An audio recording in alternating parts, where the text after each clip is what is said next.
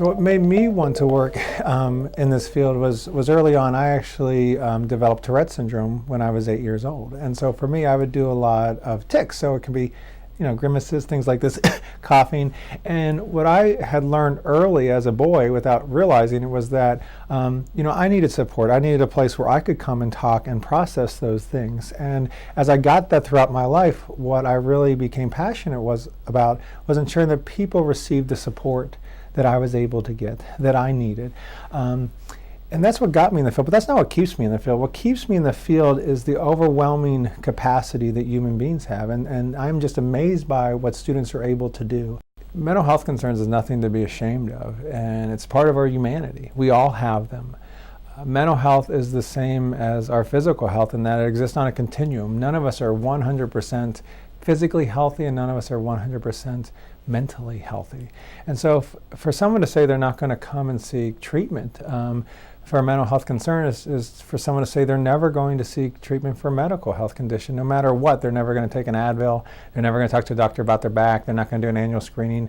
This isn't just for people who are having the most severe concerns or at the brink of crisis. These are folks who want to come in and can have normal developmental concerns. Maybe there are times where they're having questions or thoughts about their gender identity or sexual orientation or just what it means to be an adult, but yet still go home to their parents during winter break and manage those relationships. So we really see this as a place where you can develop a relationship with a trusted expert, an adult who's going to take time on an individual level to get to know you. And I think counselors do that in a way that a lot of other offices around this university just don't. They're not tasked to do this. So I think there's a unique relationship that students often get out of by coming here, and oftentimes they're surprised at what they get out of it by the time they're done. Our goal is to have our office be a welcoming and safe place. This is a place of no judgment.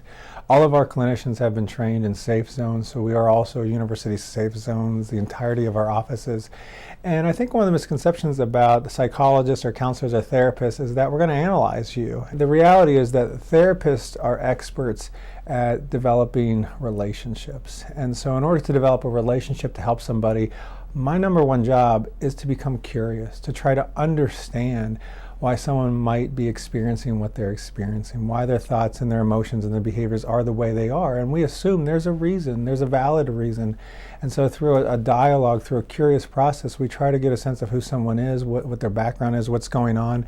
And from that place of deep understanding, not analyzing, we start to develop a plan forward, ideas for maybe develop reasons for why they're stuck, things that maybe they didn't realize could be different or could be changed. And so it really is a place where people can come as they are.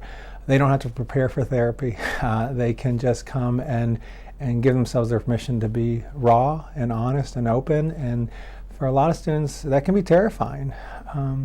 And we know that. And the simple process of someone just calling and making an appointment and sitting in our waiting room, we know how anxiety provoking that can be as well. And so I think I just want students to know that we are aware of that anxiety. We're aware of a lot of their concerns.